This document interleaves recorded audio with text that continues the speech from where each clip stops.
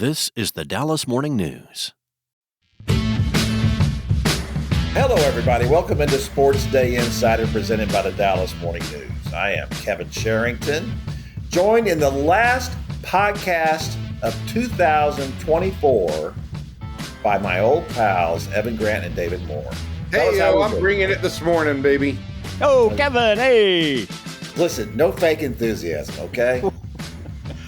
Can we tell everybody that this is take two, that this is like the first time ever we've had to restart the podcast because even for us, it was boring. Even for us, it was low key. Yeah, it was. You guys really let me down. I'm really feeling bad about that. Well, you're used to that at this stage of your career. And this is true. I'm sorry. I'm in that letdown between coming down from the winter meetings, gearing up for the college football playoffs this weekend, and navigating the Christmas Hanukkah confluence on December 25th. And Kwanzaa and Hanukkah on the 26th, right? With Christmas. Well, Hanukkah starts on the 25th. The first night of Hanukkah is Christmas night. Yeah. Because we have to do everything different. We have to start our holidays at night. But the first full day of Hanukkah is the 26th. Correct. Yeah. And we've cleared up all the holiday schedule now. Not all of them. No, well, okay, some of them. Evan and I will be going to the college football playoff opening round in Austin on Saturday. We're going down in the SportsDay bus, going down Saturday morning, coming back Saturday night. Let me just tell you something. Bus? Is it a bus or is it kind of like it's a truck. Yaris or something? It's a 2015 F-150. What about that RV we were going to have that one time? Are we getting that now? No, we're not getting the RV. That's dead. Oh, that RV across America? Yeah. That was a very sour memory in SportsDay history. I don't like bringing it up. Well, most of the memories involving me and boondoggles are sour. I'll tell you something, though. The last time the SportsDay bus went to a college game, which was to College Station for the A&M Texas game, and it was me, Brad Townsend, and Sean McFarland. And let me just tell you something, Evan. I won't have what Brad said to me at one point in the drive, which apparently he was bored stiff. He turned to me and said, "Hey, I've been looking at the college picks against the line. You're terrible." Well, yeah, I am, but and thanks for bringing it up. So anyway, no kind of commentary like that because I will put you off on the side of the road if that gets. Didn't Brad also tell you that he was really tired and wanted to go to sleep in the truck on the way back and was afraid to go to sleep because everybody would make fun of him? That is correct. Well, let me just tell you this: I will go to sleep in the truck on the way back. I will curl up. That was a little later too. We got in to my place at 3:30 a.m. And Brad had to go on to Flower Mound from there. And that's another hour and a half or whatever it is. It's not that far. Oh, yeah, it's at least that far. Come on. It just feels like it. The question is native Texans. Native Texans? What? You are native Texans, and I am a naturalized one. Yeah. It seems to me like Texans love to drive. They love to drive late into the night. They love to drive everywhere. Sometimes I just get up in the middle of the night. We have no choice. That's true. We don't have mass transit. Because of lack of mass transit and no choice and large open spaces. No trains, no subways, no nothing. You guys just love driving all over the place. You bet. You bet we do. At Texas Capital, we know that the path to greatness isn't for the faint of heart. It's full of chances and opportunities with no promises. We know because we help clients and communities achieve greatness every day. Texas Capital is a full-service financial services firm founded and headquartered in Dallas, Texas. Our customized solutions were built to keep your business moving forward. Please visit texascapital.com to learn more. That's texascapital.com. Texas Capital is the collective brand name for the Texas Capital Bank and its separate non-affiliate banks and wholly owned subsidiaries. For deposit products, member FDIC. Well, I'm driving this bus right now, so let's get going here. Let's talk about what's happening here with the Cowboys. Let's drive it over. I've got something much more interesting, the Cowboys. Yeah, well, they were interesting on Sunday. I got to tell you, the belated playoff push. Playoff probability of 1% and holding. David, did you have the Cowboys winning that game? Yes, sir. You did not. Yes, I did. I had my finger on the pulse of this team. I think I told That's everyone good it was to going to know. be under 500 going into the final 3 games of the season. That's good to know that has paid off. You being out there every day, that has paid off with you actually picking them to win when they did win. That's very to good. beat Carolina. I just felt a Panthers team that was favored for the first time in 33 games. That's a little Couldn't too live up heady to that. atmosphere for them. I just don't think they were prepared to handle those sort of expectations, and they were not. No, much they were pressure. not. That was a miserable performance by the Panthers. I don't know. It's kind of hard to judge how good it is by the Cowboys. In one sense, it's a little bit like typical Cowboys, isn't it? They just beat up on bad teams. In these last 3 12-5 seasons, if you're no good, we'll roll you Yeah. up. The problem, of course, has always been the teams that are pretty good, which is a problem once you get to the playoffs, because there are no more of those bad teams that you can just roll up like That is Yeah. quite the analysis right there. Isn't That's it? what you get And on this this podcast. that's You the can't kinda get that heady other stuff podcasts. you get here. Other places they're talking about analytics and insight and stuff like that. No, sir. Us, please, come on. No. There are people who have listened all year waiting for that kind of analysis in the last show. That's true. He honed it down to that point, saved it Yeah. for the final show. It was all leading to Exactly. this moment. That's exactly right. All right. So here's the deal. Troy Aikman, as we brought up last week, had made the point. Oh, I'm sorry. Troy Aikman, that guy that used to win Super Bowls for the Cowboys, he brought up the point that really the Cowboys are not all that far away from being a good team. And that he was making the point that unless you're going to hire Bill Belichick, who is now the coach at North Carolina, which is still the craziest story ever, is that how much better are you going to do than Mike McCarthy? I guess the question I should ask straight up then, David, these wins that are starting to mount a little bit, 3 of the last 4 games they've won, is this going to change Mike McCarthy's job status? I personally don't think so, and I don't think how they finish out this season really impacts it. Just from the standpoint, I mean, with one proviso, if you get blown out in these final 3 games, I think that makes it pretty. But we haven't seen any indication from them that that's going to happen based on how they played in the stretch. And I just look. Jerry Jones set this in motion when he decided to go into this season with Mike McCarthy and his entire staff on the final year of their deals. And despite the injuries, despite how circumstances may have conspired to work against them, a lot of that was what the Jones family chose not to accomplish in the offseason as far as supplementing this roster or doing so in a timely manner. It's not just the fact they didn't supplement the roster with outside talent and let too many internal players walk. It's in that they took so much time in addressing some of their needs and their more obvious needs that I think it put them in a bind as well. Despite all of that swirling around, I think Jones set all this in motion where it'd be very difficult for McCarthy and the staff to return. And I'm starting to hear now people on the outside going, well, it's Jerry and now Belichick's out of it. And let me say this. Does anyone believe that there weren't back channel communications between Bill Belichick and the Jones family about whether or not this would work going forward? And on some level, both sides determined it would not work. And so that's why Belichick is in college ball for the first time in his career. I think you're absolutely right. Because I think that when he talked about, complained about how crazy was the ownership in the NFL and all that kind of stuff. Well, who else would he be talking about other than Robert Kraft? I mean, I think that Jerry kind of front and center for that. Well, and Belichick leaves nothing to chance. I mean, he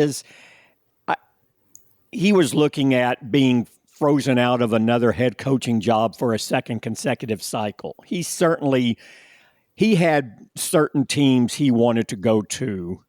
He checked with those teams to see if it could happen and then made his determination about whether or not to wait for those and because he would get it, or he didn't like the look of being out for a second consecutive year and he didn't want to be, which people in power don't do, right? I think he expected teams to come to him on his terms. They didn't. North Carolina was happy to come to him on his terms. So a lot of that is ego and status and what you believe your status in an industry is. And I think that's why you saw that move. But look, remember, Dave Campo was coaching this team in the early 2000s, and Jerry Jones was on the runway in New Jersey interviewing Bill Parcells while the Cowboys were playing games, and Campo was getting them ready to play. So I find it very hard to believe that that there wasn't some back channel communication between Belichick and the Cowboys to get a feel for whether or not it would work. It did not. So, but now people are going, well, what if, who better out there than Mike McCarthy? So maybe you do that. To me, that's not a good enough excuse either. It's not like, well, who else you going to go with?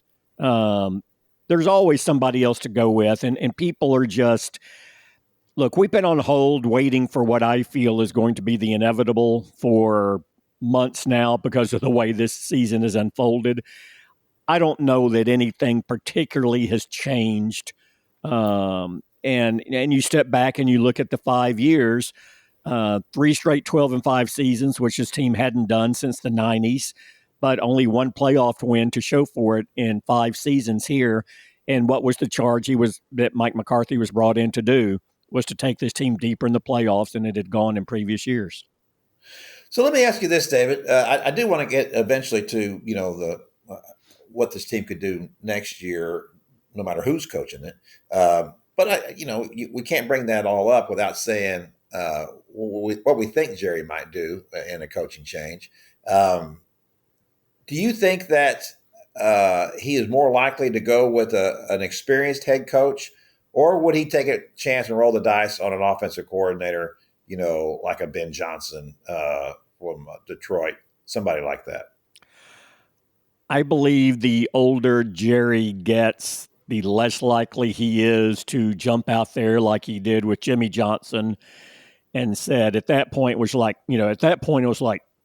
college coaches can't make this transition. What are you doing? You don't know what's going on, I think the longer you're in an industry, the less willing you are to take chances, and you also start to look at your mortality. And I think Jerry believes that a first-time coach, no matter what kind of upside he may have, there is a learning curve there. And at 82, and he'll be 83 next year, do you really want a 2 to 3 year learning curve before you start to see the benefits of that? And I think part of it is he stuck so long with Jason Garrett. That was his choice to be his Tom Landry. He stuck with him for 9.5 seasons, and they never had back-to-back winning seasons in that span. So I think that's a big reason he turned to Mike McCarthy. Now the issue is, really you look out there, and this is why why not McCarthy is coming up.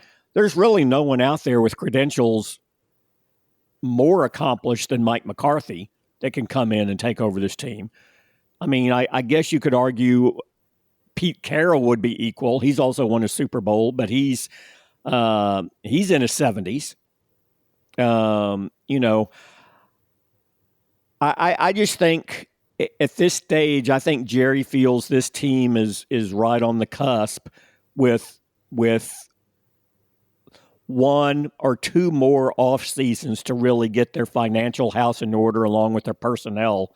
And this is the time to strike now. I mean, you also just signed Dak to the most lucrative contract in NFL history.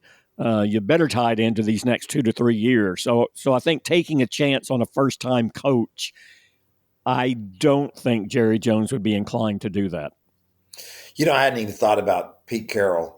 I just considered him retired, and I'm guessing if he wanted to come back, I'd think about it. How could you not think about high energy guys, won a Super Bowl? Now, again, it's who he has in as a staff, right? Again, this is any of these guys. It's like who who's the offensive coordinator, who's the defensive coordinator, who's special teams, how are you going to structure this thing? So I guess I would not rule out Mike McCarthy returning, but it has to be a mutual thing too, right? Yeah. And Sure. I think Mike McCarthy would have some other opportunities this offseason as well, since his contract expires. And I think being allowed to go into the final year of his deal, why wouldn't he explore that if those opportunities are there? So we'll see how this all plays out. But the moment you went into the season with him on the final year of his deal, this wasn't like the first time you went into the final year of the deal with Jason Garrett, who had never been a head coach anywhere in the league and did not have postseason success. This is a guy who's won the Super Bowl, who's one of the winningest active coaches in NFL history. This is a guy that we're speaking of Bill Belichick. Belichick raves about Mike McCarthy and what a good coach he is. More so than you hear him talk about some other coaches in the NFL. So there are a lot of attributes that line up for Mike McCarthy. It's just that the postseason has not been one of them. No, that's kind of a stickler. That's a problem when you haven't done that. And that's big too. Do you dismiss 3 straight 12-5 years, and building a culture that even when your key players are out, this team has won 3 or 4, when a lot of other teams would have said, well, what do we have to play for now? Let's just ride this thing out and get to next season, and we'll go from there. It's interesting when you talk about how the team has done under Cooper Rush as the quarterback. I give him credit. You watch him play, and it's like, well, man, this guy is not an NFL quarterback. But all he does is win. And one of the things that has come up in his time and it can't be a coincidence, is the fact that they're running the ball so much better now. Rico Dowdle has all of a sudden become, a legitimate NFL running back and threat in the time when Zach Martin is out and when Tyler Guyton has fallen out of the rotation at left tackle. So how do we explain that, David? Isn't that somewhat of an indictment of Dak Prescott? Well, we talked about that some. When you have more talent, sometimes you look at a defensive set and go, okay, well, I'm going to call out of this run play because I can make more happen here in the passing game, the way this game's been going. I think Rush does that less. I think he sticks to the game plan more. I think the game plan is different with Cooper Rush because he can't do as many things. But, I think all successful backups, by and large, who aren't supremely talented players waiting their chance to break out.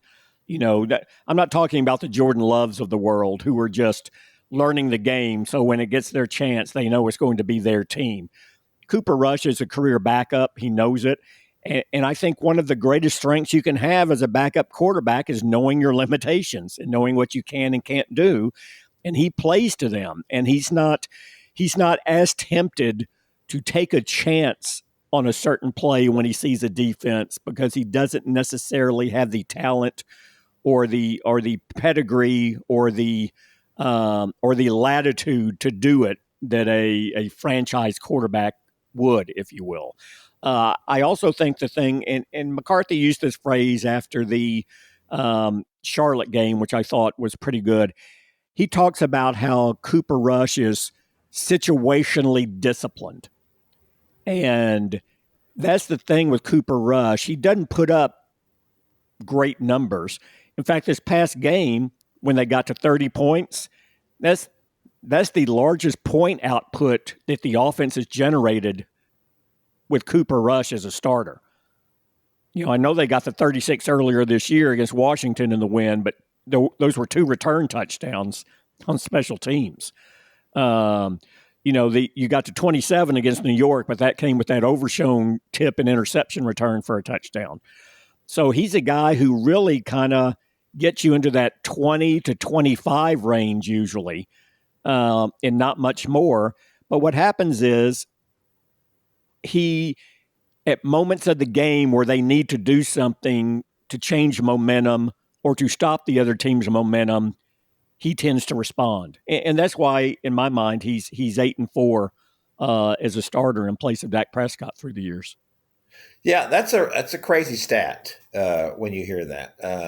And I know some of it's the quality of the teams that he's playing, but still. Yeah, before the quality of the teams is good. Look how this team was struggling. I mean, he has a better record this year in the games he's played than Dak did.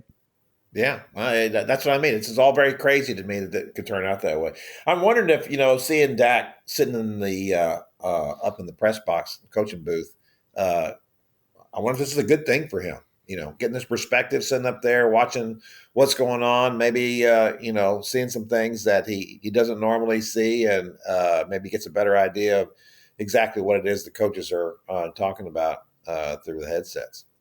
Yeah, but I will say, in fairness, early too, I think they let so much talent walk offensively early this year, and then you had 2 rookies in the offensive line that you were getting acquainted earlier, who are better suited to be productive now than they were earlier in the season.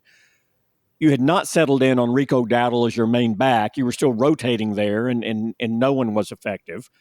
Brandon Cooks, your second best receiver, went down early in week 4 and hadn't played. And your younger receivers have not stepped up to seize that number 2 role behind Brandon Cooks while he was out. And CeeDee Lamb, you let him skip the entire offseason program in training camp to get a contract done. And he came in here and he acknowledged 4 to 5 weeks in the season that he was just starting to get his legs and his rhythm in place from such a long layoff. So, like I said, this is the Cowboys front office did Mike McCarthy no favors going into this season by delaying the signings of key players. And look, they knew they needed to do something in the defensive line and other places, and they waited and addressed it in training camp, a lot of it. And so those players weren't there for the offseason program, so they have a transition period to get ready. So this team wasn't ready to get up and running out of the gates this year, and a lot of that is on the Jones family. That being said, there are no consequences for the Jones family at the end of the season, only for Mike McCarthy and his staff. Or that's for a later date, the consequences for the Jones family.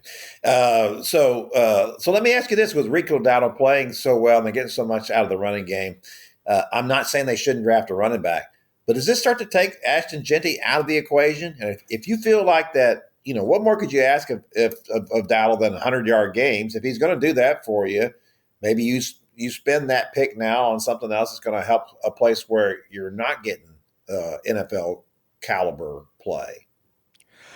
That will certainly be a strong discussion point. But if Jeanty is there where they pick, which I think will still be unlikely at this point, I think you'll go probably before they are, which is around that 12 to 15 range is what you're looking at with Dallas at the moment. I would counter that argument by saying, Detroit's offense was pretty explosive with Montgomery and Gibbs. Now, I know they just lost Montgomery for the season, but you can make it work with 2 backs. It's just about getting them in space. And, backs by and large don't hold up to a pounding in this league before you start to see a deterioration. Derrick Henry in Baltimore is proven to be an exception. Ezekiel Elliott has not been an exception, and you've seen that more and more. So I think it will still be on the table. But again, all of this is prefaced with who's the coaching staff going to be and what is their bent.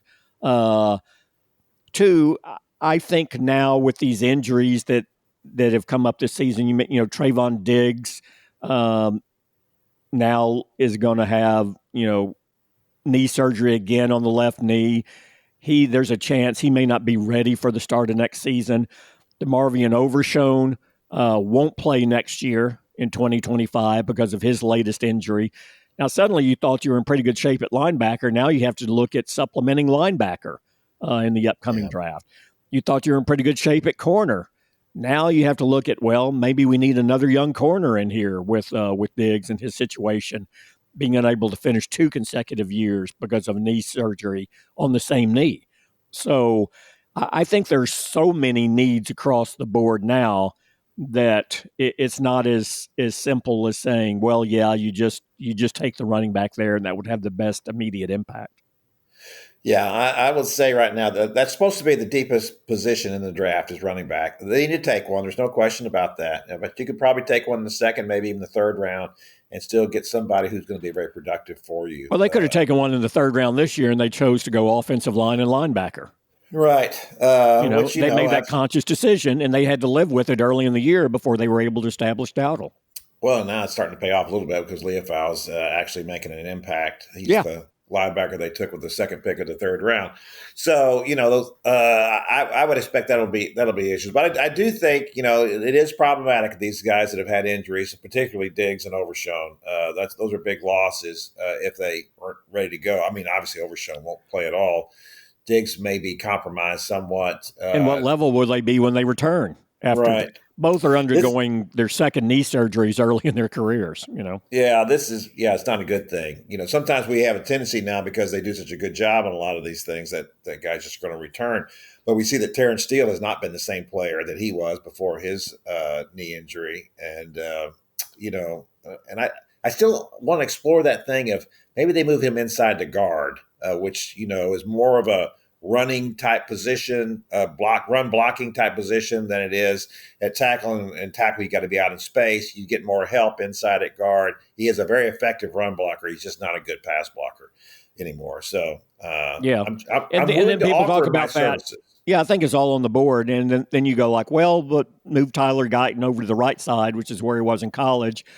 All that is fine. Now, who's your left tackle next year? Yeah, for sure. Do you swing Tyler Smith back out there? Do you go? Yeah. So, I mean, there's a lot of moving parts here. And we haven't even talked about their need for a receiver after CeeDee Lamb. I doubt Brandon Cooks is going to be back. None of these guys who have been on the roster this year have been able to establish themselves despite all the opportunities they got. I know Tolbert and Jalen Brooks both scored touchdowns in the second half of that Carolina game, which was encouraging, but they've had a lot of opportunities this year and have not been consistent, have not been a consistent presence in the passing game. You can make a pretty strong argument they need to take a receiver high, too. David, you are discounting Jonathan Mingo, the great Jonathan Mingo. Who I believe was shut out in his return to Carolina.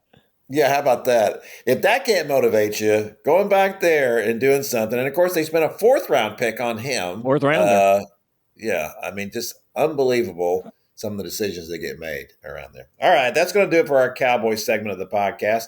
We're going to move over now and talk a little bit about the college playoffs. College football playoffs are with us. We have the very first edition of the expanded playoffs, 12 teams. They will start, of course, with the games on campus, which is really a unique kind of thing in these playoffs.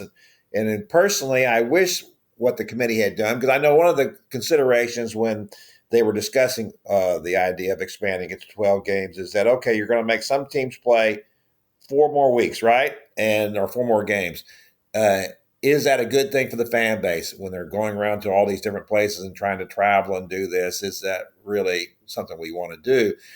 Well, in these first round games, they had the opportunity to make it a little more regional. It would have required them fudging a little bit on the standings. I would have had no problem with that because you only would have had to move them one spot, the SMU Mustangs, for them to be playing Saturday in Austin against Texas. And how great would that have been? The first time that the two teams have played since 1995 in the last season of the old Southwest Conference.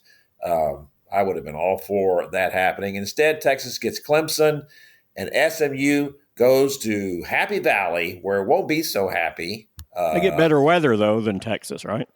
Yeah.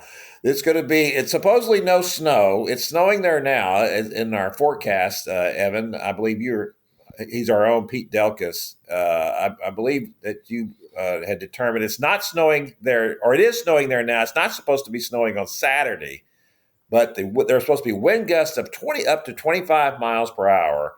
Let me straighten that out for you. Temperatures in the 20s. Yesterday. Snowed yesterday. It's whiteout conditions at the stadium right now, which is going to be confusing since Penn State always wears all white anyway.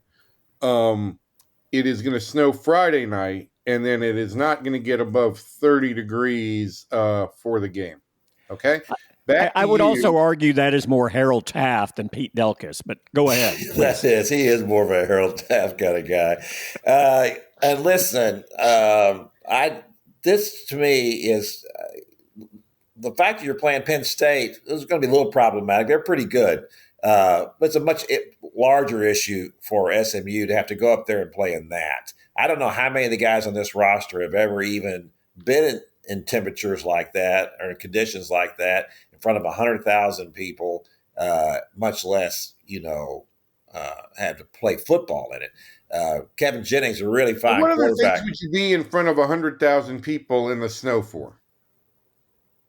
What about it? What other things would you be in front of 100,000 people in the snow for? I don't know.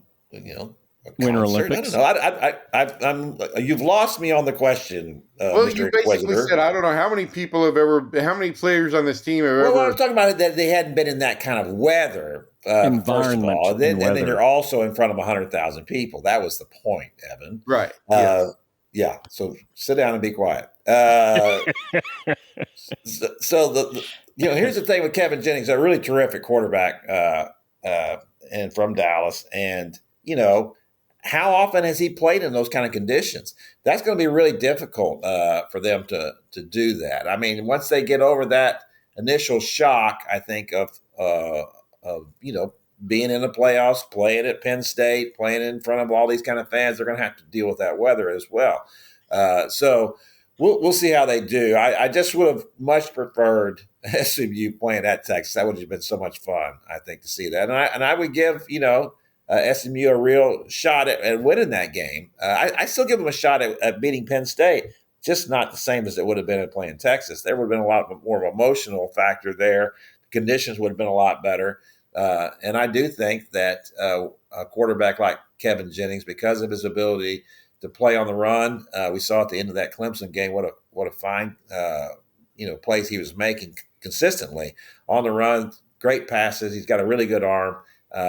He presents a real issue at quarterback, and I think we've seen that more and more in football, pro football, college football. The quarterbacks who can make off schedule plays, get outside, make things happen, they present real difficulties for defenses.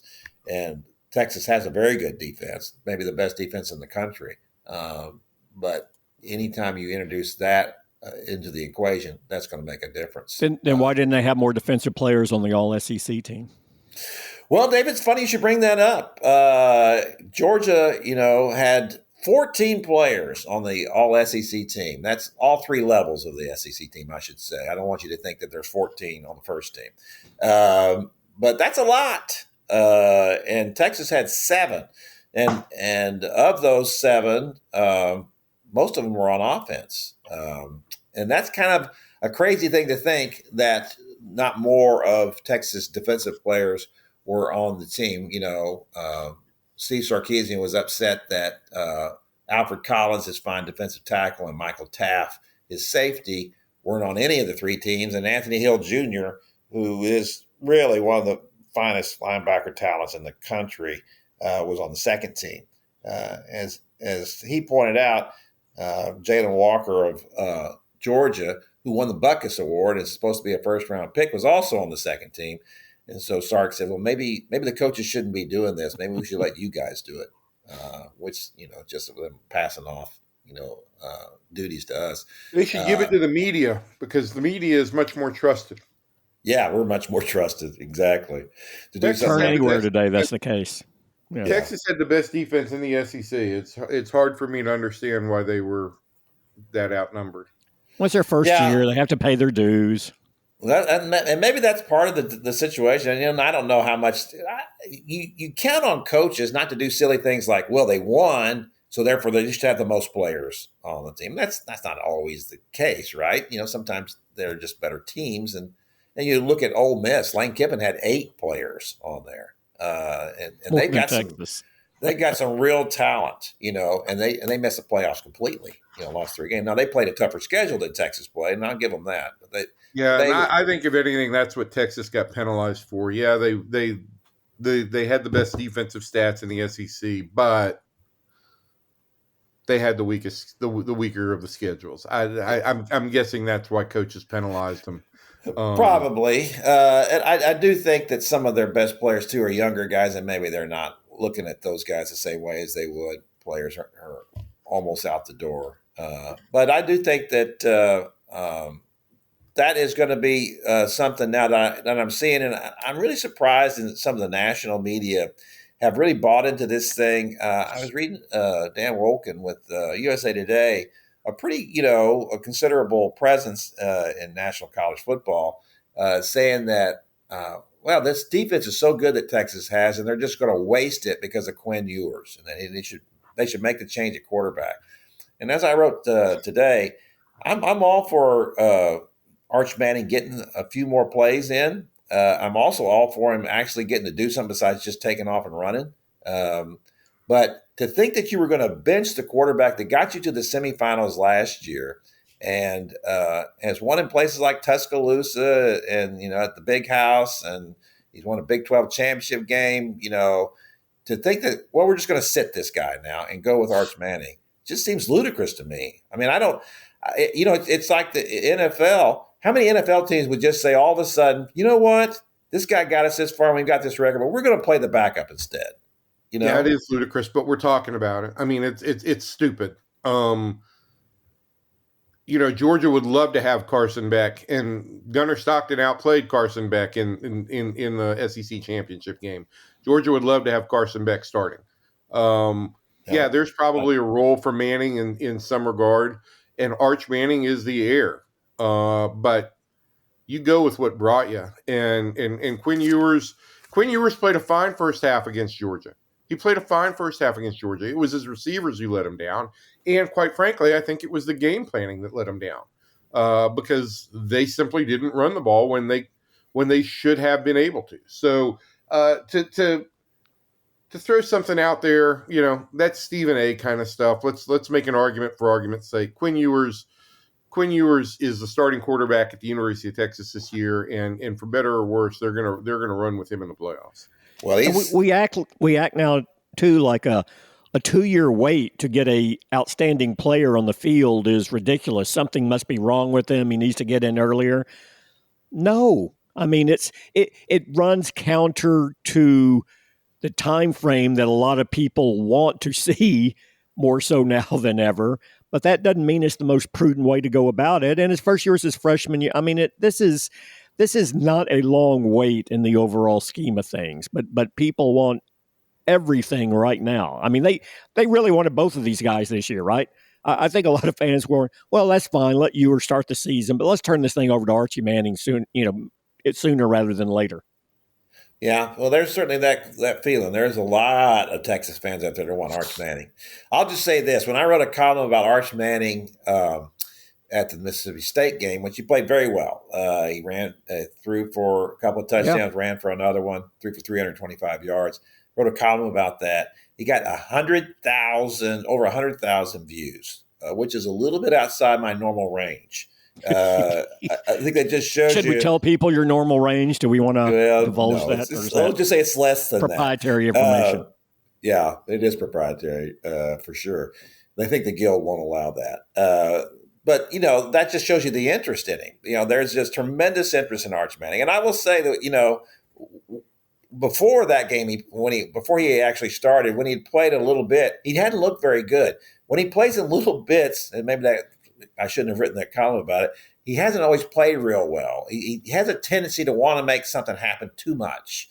And that's been one of Sark's biggest issues with him is that, hey, just check down, throw this down here in the flat, and we'll set up something for later. Don't always think you got to be challenging somebody downfield. He has a tremendous arm. He's big. He's fast. And that's what fans see. They see all that. These are all things that Quinn doesn't have. Not a tremendous arm, a good enough arm, but not a tremendous arm. Certainly doesn't run at all. And he was not really running before he was impacted by the ankle injury. And I don't know still how much the oblique injury has had an effect on him. It's possible that it has. So there are issues there. And Georgia just pinned its ears back and just blitzed him, right? They're just going on. They're not afraid of anything, and and Texas didn't make them pay for that. 13 sacks in 2 games. That's the other issue. It's like, okay, no, he's not really good at avoiding all that kind of stuff, but 13 sacks is kind of a lot. How many times are you going to win a game or games when you're getting that much pressure? So I do think that I see. Kevin, I mean, I disagree on this notion. Georgia's rush defense has not been outstanding by any stretch this year, and I think Texas outthought themselves a little bit. Well, I understand what you're saying, Evan, but they average 1.1 yards a carry. When you're averaging 1 yard a carry, and Sark talked about that at the press conference on Monday. He said, yes, I want to run the ball more, but I don't like 2nd and 11. And it's like, yeah, and I don't look. He's not really committed to the run. That's not who he is. He started that game by throwing the ball, but it was hard to argue with it. Quinn threw for 228 yards in the first half. Correct. And yet they only had 6 points. How much of that was his fault? I don't think that was all his fault. I mean, we talked about that. Guys were dropping balls. There was a perfectly placed ball. Receiver Isaiah Bond. The first half was not his fault. I mean, you could blame the first half, the 2 penalties on Bond for why Texas had 6 points instead of 14.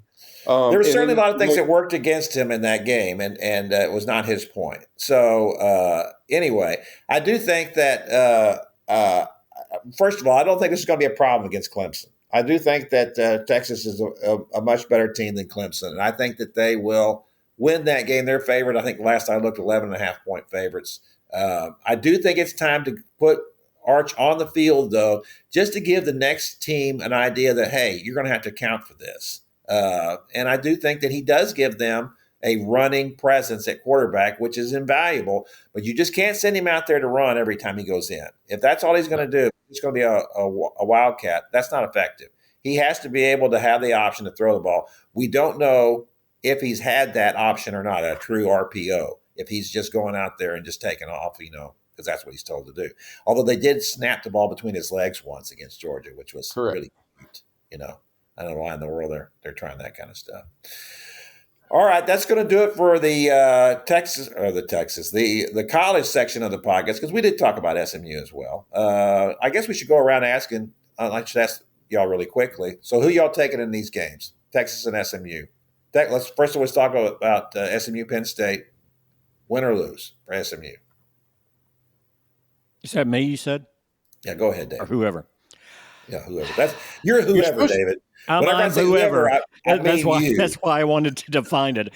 David, people say whoever or whatever rather than actually going to. This is the way a host is supposed to operate. When you ask a question, ask somebody specifically to answer that question. Oh, thanks for the tutorial, Mr. Podcast. Hopefully someone on the podcast when you're directing the traffic. But I will say the conditions will factor in. We touched on that briefly going in on that. I still, this doesn't always hold, but a young team that hasn't been somewhere before going there for the first time, I think it's the rare team that breaks through in that situation, especially when they're on the road in this type of environment, this playoff atmosphere for the first time. I just think everything lines up. And I think Penn State's a pretty good team. I don't think they're going to win the overall championship, but I think they're a pretty good team. I think they're in that top grouping. So I would go with Penn State. Yeah, I would too. 24-20 is what I'm going to say. Evan, what do you say? I think I really want to believe in SMU, and I really like SMU. I do think that the conditions are going to be a factor in the first half, and we saw what happened in the first half in the ACC championship game.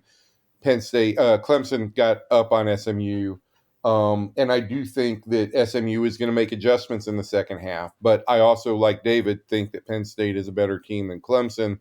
And I think it's probably going to be more like a full touchdown game. Let's go 31-24. Yeah.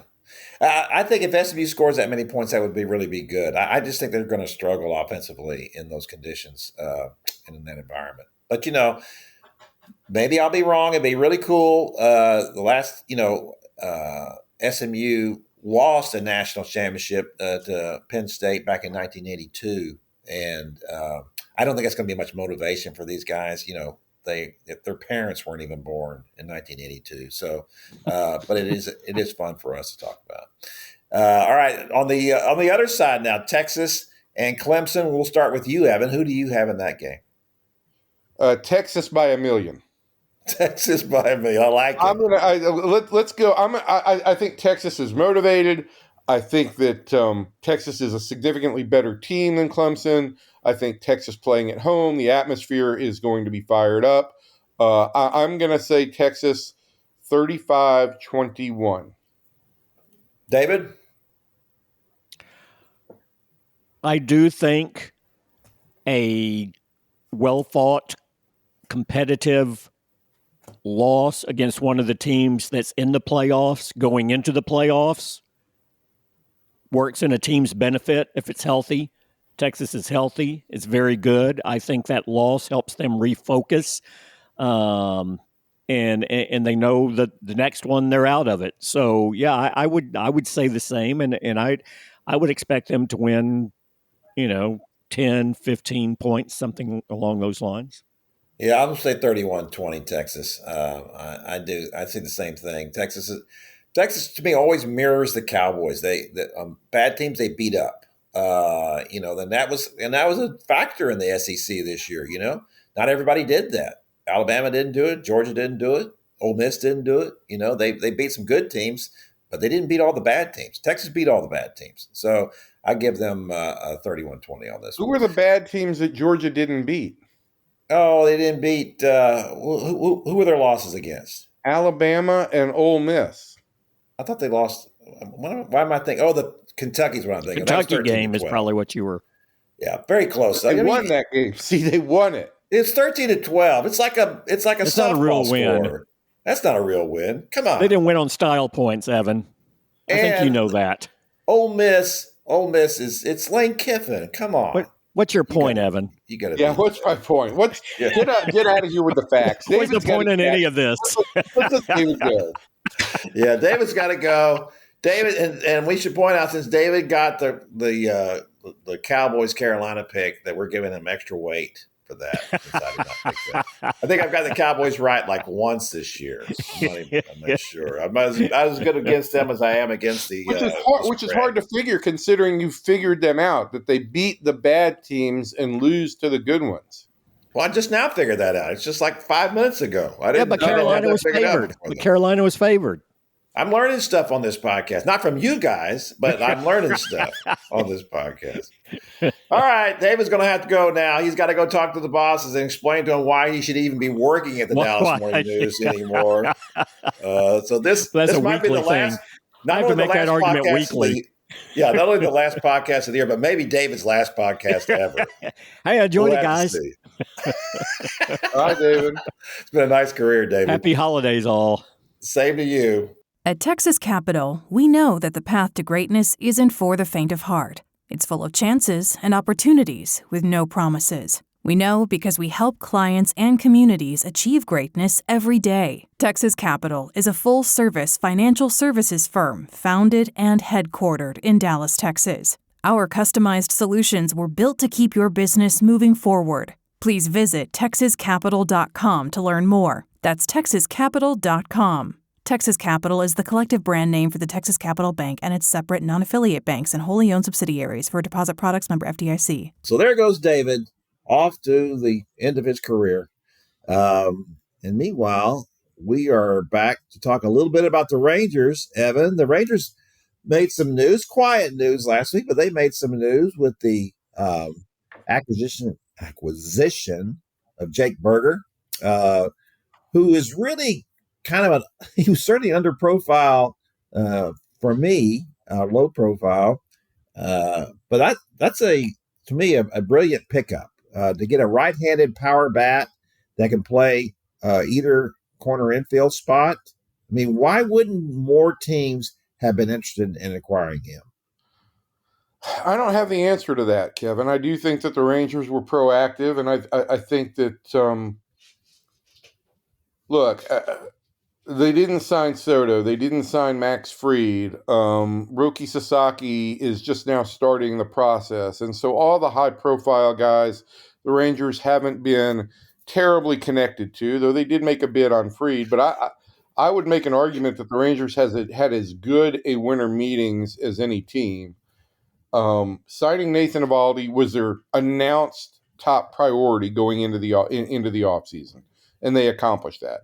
Probably paid a few million more than they could have had they made this offer to him in season. But nevertheless, they got it done. That was an important signing. The Berger trade, they traded two middle infielders in Echedri Vargas and Max Acosta, who were blocked in the system, and a pitcher in Brian Mendoza. And in Berger, they get a guy who can play first base, who can play third base, who can DH, who gives them right-handed power, has averaged over 30 home runs a year the last 2 years, and addresses a specific weakness in this lineup, the ability to slug fastballs. I think it gives them a lot of flexibility now on what their next move is. And I'll get to that in 1 second. And then the third move of the winter meetings was signing Jacob Webb to a free agent deal, a $1.1 million deal. And again, for me, it looks like a really good value play. This is a guy who has a really good changeup against left-handed hitters. Left-handed relief was a real issue. Attacking left-handed hitters from the bullpen was a real issue for the Rangers. So they got a guy with an identifiable weapon and a guy with an identifiable strength. They've still got multiple relievers to go get. But the Berger deal now allows them to figure out what they want to do next. They can entertain ideas for potentially trading Nate Lowe, saving that $10 million, putting Berger at first base on a regular basis so he's on the field every day, and then maybe taking that $10 million that they save on Lowe's deal and using that either to go get a more high-leverage relief arm, a more experienced high-leverage relief arm like Kirby Yates, or maybe sign multiple guys like Chris Martin of Arlington and AJ Minter of Tyler. Or they could say, I think that what we've also seen in the last week is by going a little bit higher on Eovaldi, I think that there has been some movement on what Ray Davis is allowing the club to potentially pursue. And so maybe there is a little bit more money and maybe there is a little bit more flexibility in the payroll that will allow them to, if they want to go out and get a left-handed bat, either before or after they trade Lowe, if that's a route that they want to go, that gives them some viability to do that. So I think the Rangers position themselves really, really well during the winter meetings. Certainly the biggest potential acquisition of the entire offseason is still out there with Roki Sasaki. He has started meeting with clubs and has this 45-day window that takes into the third week of January. I think the Rangers have been proactive in trying to get their meetings set up. Wouldn't surprise me if they are one of the first teams to meet with him or have met with him. That's all going to go very much under the radar.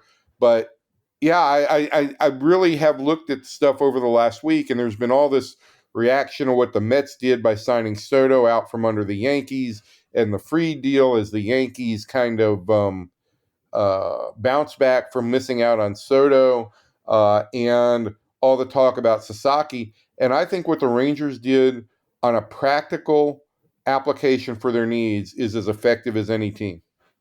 Well, we've talked about this before that, when you're adding to a team, and obviously in the offseason, it seems like it's moved more towards free agent signings than it has to trades. The trades are not what they used to be in Major League Baseball. And so when you know that you're not going to be making big signings, and that's although that's a fairly big signing, the Nate Eovaldi one, that's significant money. But when you know you're not going to be spending $700 million like the Mets did on Soto, that's just outrageous. There was no need to do a deal like that. You already have a Corey Seager contract that extends into the next century practically. There's no need to do that. But making smart trades to me is always fun. And that's always a great avenue. And now because of the acquisition of Berger, who, by the way, I had encouraged the Rangers to go after Pete Alonso. Their numbers last year were very similar. Berger hit 29 home runs, 760 OPS. Alonso 34 home runs, 788 OPS. He's younger than Alonso, and he's a lot cheaper than Alonso. He's going to make $800,000 next year. So think about that's what I'm talking about. Why weren't more teams interested in this guy? He's playing. It's not like he's just a first baseman. He can play third base. I think that's crazy. I think to some extent the Rangers were proactive here. That while teams were, they went into the winter meetings, I think, targeting Berger as a potential option. I think that they had talked with the Marlins. I think Chris Young is very open to making deals. And I think that these other teams that had needs were out there focused on free agents and then reassessing when they didn't get the biggest free agent on the market. I give Chris Young a lot of credit. He came to the winter meetings. He intended to do things and he did things. And sometimes the best thing you can do is simply say yes. You want to make a trade? He made a trade. Well, absolutely. And as you said before, and we've also talked about this, I cannot stand it when fans are saying, oh, you can't trade this guy. Oh, he's the top 10 prospect. He's this, he's that. 75, 85, 90% of these guys will never play in the big leagues, even your top prospects. And yes, it is painful when some of these guys work out other places. It's painful to see a pitcher traded for a reliever end up being, considered for the Cy Young the next year. So those kind of things are difficult. But I would rather roll with that GM, the guy who's not afraid and who says that, yeah, we're going to have to do that. I don't want a reckless GM, but I would never characterize Chris Young as a reckless GM. I think he's bold. I think he wants to make things happen. I think he wants to win. I don't think he's afraid to pull the trigger, and that's exactly the kind of GM to me that you want to have. No, I mean, he's decisive. And, I think that the winter meetings have largely become meetings. And I think for Chris Young, it's more about action. And look, last year at the winter meetings, they got the Tyler Mahle deal done and they got the Kirby Yates deal done. We know what they did at the winter meetings before 22. Well, there were no winter meetings in 21, but they took action. The Rangers have done a good job since Chris Young has joined the organization of saying, we're going to go out there and be proactive. And that does not, in my mind, that is not the working manual for the majority of clubs right now. Yeah, well, I think there's paralysis by analysis. I think what you're seeing now in a lot of the big leagues, and I just don't roll with that. So let me ask you this, because I think it's a very interesting discussion about, so what do the Rangers do with Nate Lowe at this point? Because maybe they want to save the $10 million they're paying him right now and let Berger play first base every day, as you said.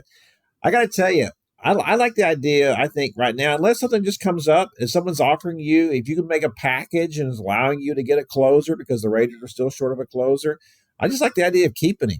I like the idea that everybody talks about, okay, we need to have 9 to 10 starters ready to go, right?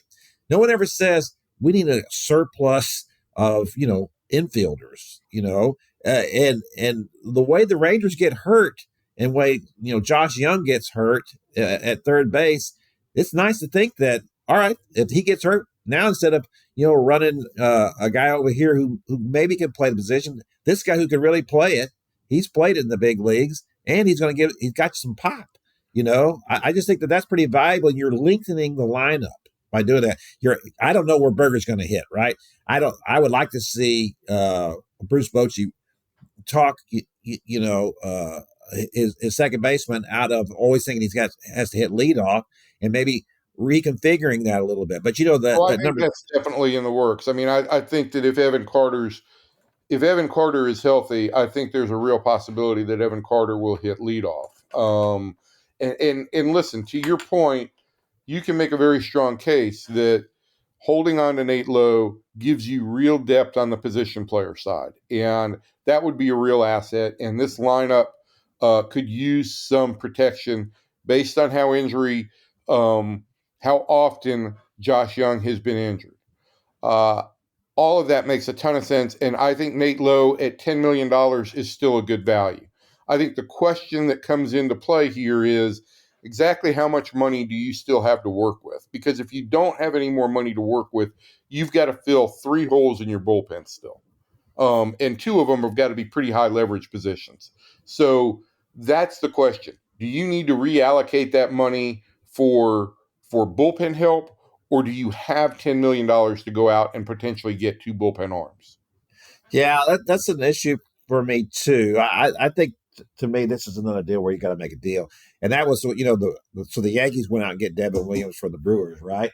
And so that's a closer now off the market. I would have liked to have seen, and I don't even have any idea what Devin Williams is making, but I would think that has to be, you're going to have to come up with something like that. Now, look, Kirby Yates did a fine job for the Rangers last year, right? Made the All-Star team. What is the market for Kirby Yates at this point in salary?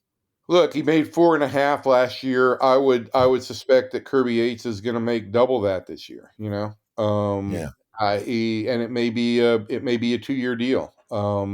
He is an older closer, and he does have that history of arm problems. But I would think you've got to look at least spending $9 million a year if you're going to sign Kirby Yates. Yeah, I wouldn't have a problem with bringing him back. I just think that, you and I talked about this the other day. How many closers have the Rangers had who went, were effective back-to-back years?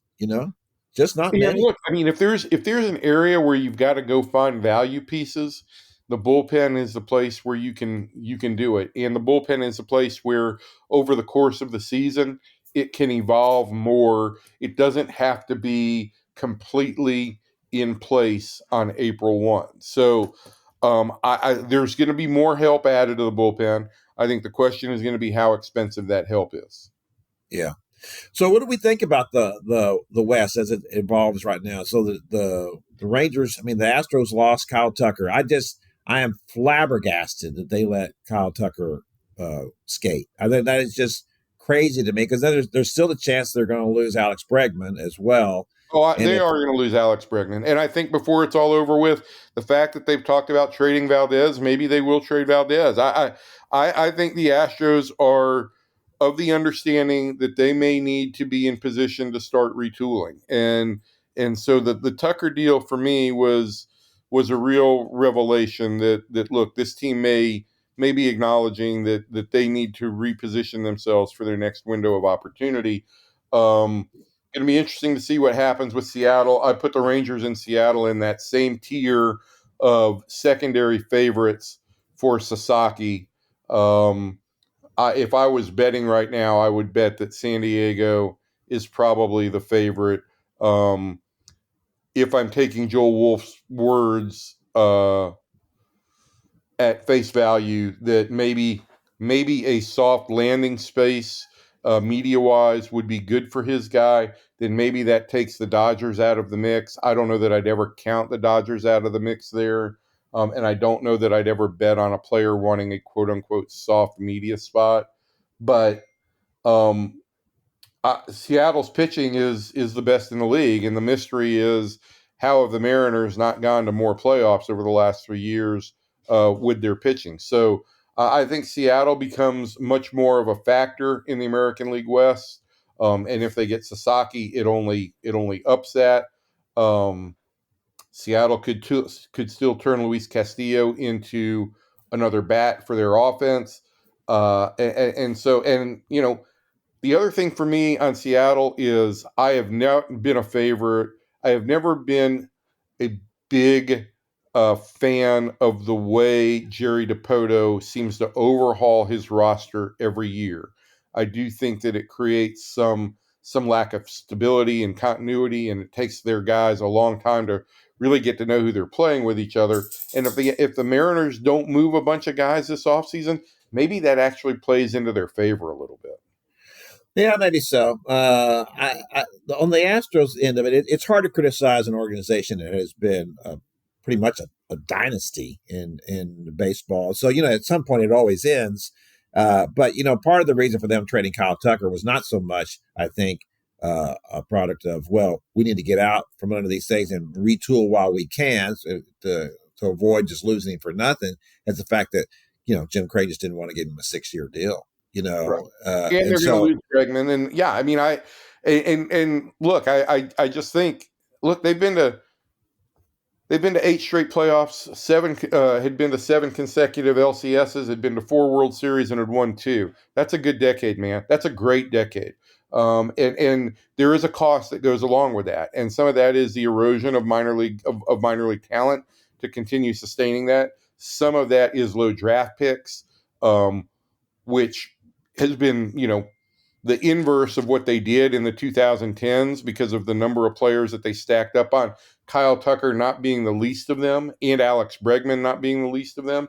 And some of it is a product of, are the Astros, same thing as the Rangers, are the Astros willing to go above the luxury tax? All of those are factors. And if the Astros, as they stand right now, the Astros certainly can contend in the American League West. They've got the pitching and they've still got some bats there, but I do think that maybe this is the start of a move to say this might be more of a transition year. Yeah, I think so. Probably so. And that's certainly good news for the Rangers and hoping to bounce back from what was a very disappointing season. Some of that out of their control. Some of it just wasn't good. And maybe they do the same thing that Bruce Bochy did with the Giants, make another run here. I don't know. I agree with you that you can't expect to get everything done in the offseason. You have to wait to see what you're going to encounter early in the season, and then you can make decisions at the trade deadline and maybe you're willing to take on some contracts that you wouldn't have taken on for a full season. A lot of things still to do, but it was still a promising winter for the Rangers, as you pointed out. And Chris Young, all kudos to him for pulling off some of those deals, and we'll see what else they can do. All right, that's going to do it for our podcast this week and for this year. We appreciate you listening all year to this little podcast. It's been a lot of fun to do, and we will bring it back next year. At some point, when Evan is back from vacation, he's going on an around-the-world tour in which he's in search of more places that would, like Rodeo Goat, name a meal after him. But I'm not sure he can actually pull that off. Can we wind this up? My God, Christian wanted us to be out like 8 minutes ago, and we're still talking. Well, if you hadn't talked so much, we'd be out. I just sat here. I got up at one point. Did you notice I got up and left? All my time.